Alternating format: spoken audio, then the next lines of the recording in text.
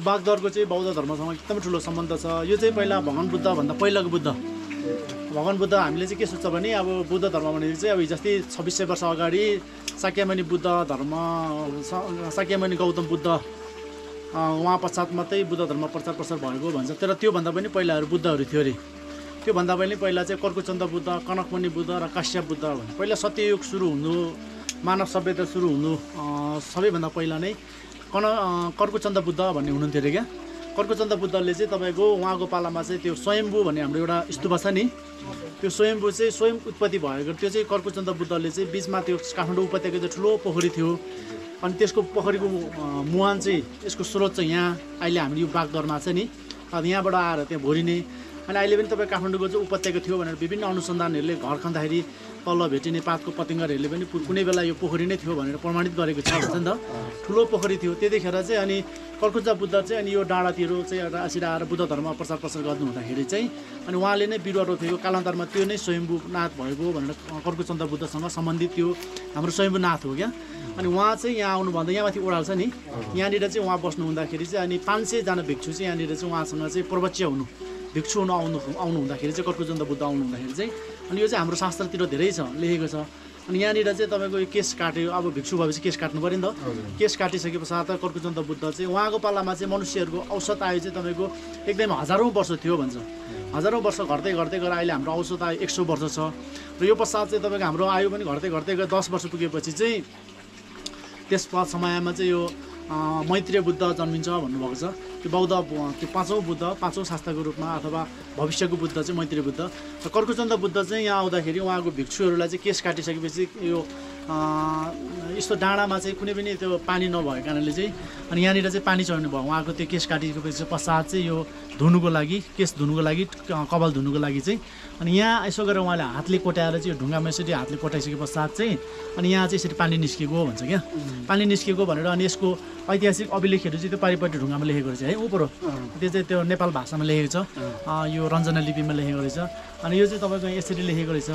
अनि यहाँ चाहिँ यो तपाईँको बौद्ध धर्मसँग एकदमै ठुलो सम्बन्ध छ भन्छ। यो चाहिँ तपाईँ किन कर्कुचन्द बुद्ध चाहिँ यहाँ आएर भगवान बुद्धभन्दा पहिलाको बुद्ध यहाँ आएर चाहिँ यसरी बुद्ध धर्मको प्रचार प्रसार गरेको र 500जना भिक्षुहरूले चाहिँ प्रवच्य बनाएर उहाँको 500जनाको सम्पूर्णको केस यहाँ माथि चढाएको भन्छ। यतापट्टिमा त्यो ढुङ्गामाथि छ। अनि यहाँ चाहिँ तपाईँको यसरी उहाँले चाहिँ हातले त्यो केस काटिसकेपछि केस धुनुको लागि यसरी निकालेको भन्छ है। त्यही कारण चाहिँ बुद्ध धर्म चाहिँ यो हामीले के बुझ्नु सक्छ भने यो ठाउँबाट बुद्ध धर्म भनेको चाहिँ जस्तै शाक्यमुनि गौतम बुद्ध मात्रै होइन, त्योभन्दा पहिला पनि कर्कुचन्द बुद्ध हुनुहुन्थ्यो र त्यो उहाँको चाहिँ ऐतिहासिक ठाउँ चाहिँ हामीले आएको बागद्वार है, बागद्वार हो भनेर चाहिँ हामीले यसरी यहाँनिर यसरी चाहिँ हामी बुझ्नु सकिन्छ। यो ठाउँमा आउनु चाहिँ हाम्रो एकदमै आज सौभाग्य। यसरी हामी हाम्रो दिपेन दाई, कुमार दाईको, इलामेली गुरुङ समाजको चाहिँ हाम्रो यो अगुवाईमा यसरी हाम्रो भूपेन्द्रज्यूहरू हामी सबै जमेर इलामको मात्रै नभएर सबै मिसिएर चाहिँ यो ठाउँमा आयो। यो ठाउँमा आउँदाखेरि चाहिँ अब के अरे जहिले अब जोसुकैले नआँटे पनि उठेछ है। यो लगभग 3-4 घन्टा नै लाग्ने रहेछ। अनि हामी यो जुन यहाँ आउने सौभाग्यता मिल्यो यसको लागि चाहिँ।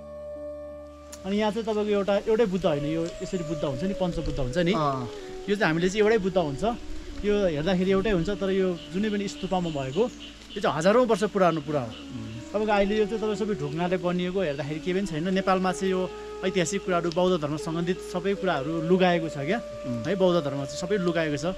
अब नेपालमा चाहिँ तपाईँहरूले चाहिँ इतिहास पढ्यो भने स्वयम्भूनाथ कहिले बन्यो भन्दा त्यसको इतिहासै छैन होइन। तपाईँको बौद्धनाथ कहिले बन्यो भन्दा इतिहास छैन। तर पशुपतिनाथ कसले बन्यो भन्दा आजभन्दा 300 वर्ष पछाडि।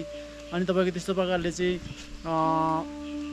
यो के अरे धरहरा कहिले बन्यो भन्दा आजभन्दा भीमसेन थापाले यति साल अगाडि सबै लिखित इतिहास छ। अनि यो स्वयम्भूनाथ र बौद्धनाथ चाहिँ कहिले बनेको भन्दाखेरि चाहिँ भगवान बुद्धभन्दा पहिलाको बुद्धहरूको पालामा बनेको। हामीले के सोच्छौँ भने यो बौद्धनाथहरू, स्वयम्भूनाथहरू कुनै पनि त्यहाँनिर अहिलेको तपाईँको यो सिमेन्टहरू अनि कुनै पनि अहिलेको अत्याधुनिक प्रविधिको केही पनि लगाएको छैन। पहिलाको परम्परागत इँटा र माटोले बनेको हो। त्यो चाहिँ भगवान बुद्धभन्दा पहिलाको बुद्ध काश्यप बुद्धको पालामा बनिएको। अनि यहाँ चाहिँ तपाईँको जुन चाहिँ अहिलेको हामीले यो बागद्वारमा आयो, यो चाहिँ बागमतीको शिर छ।